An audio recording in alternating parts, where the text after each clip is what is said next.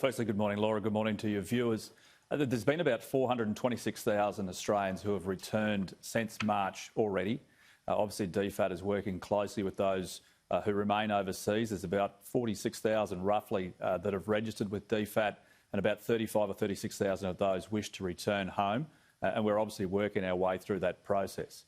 But out of those numbers, about 1.3% have tested positive for corona on arrival. So we do need to ensure that the quarantining system is absolutely bulletproof on arrival. We don't want to have another outbreak as we saw in Victoria. So it's not just about rooms, it's about ensuring we've got the process in place that's required.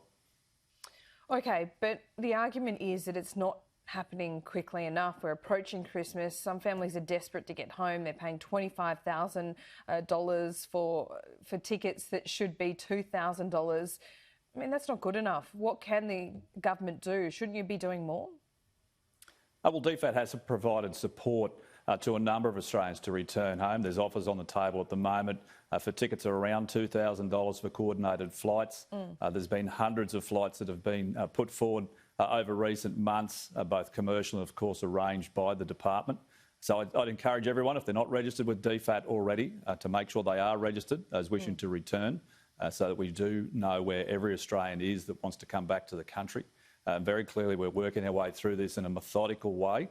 We do need to ensure the safety of all Australians. And look, I absolutely recognise that there are individuals who are desperate to get back, but we do need to do this in a way which ensures we don't have another Victorian outbreak. I appreciate all of that, and it's really difficult, but I'm sure you've got some constituents perhaps that are trying to get home. What do you say to them?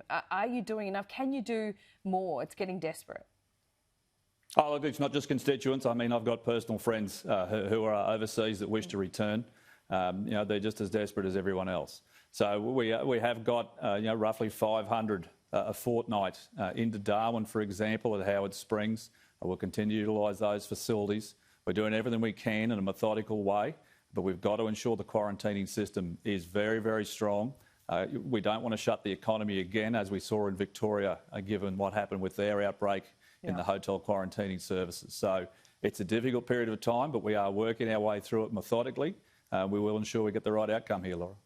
OK, let's talk about New South Wales now. An historic bill after a marathon sitting. It's the renewable energy bill. They're going to spend $32 billion on renewable energy to 2030. Do you agree with that plan? Oh, I think it's a fantasy. I mean, Mr Kean, if his comments in The Australian are correct, if the price is too low, they intend to put on a levy or a tax. I don't think there'll be too many punters who will be accepting of an increase in power prices that are unnecessary. So I think, once again, we've got to ensure we have a reliable and affordable supply. That means we need dispatchable capacity, and we need to ensure that we sweat the existing assets that we have for as long as possible.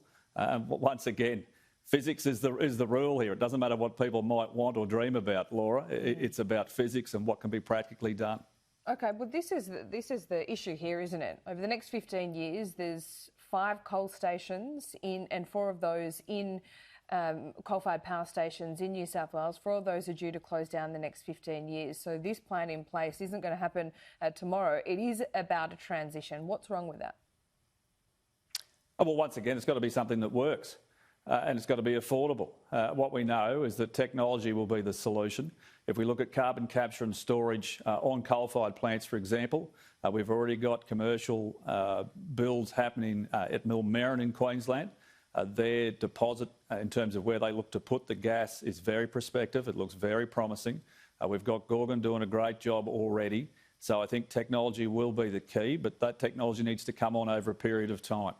Now, we've got a large range of assets out there. I mean, in Queensland, the overwhelming majority of those are owned by the taxpayer. It's the youngest coal fleet in the country. But I just want to make the point again that this is a transition. This is the whole point, that it won't happen tomorrow. That's why this 10-year plan is being put in place. Isn't that acceptable?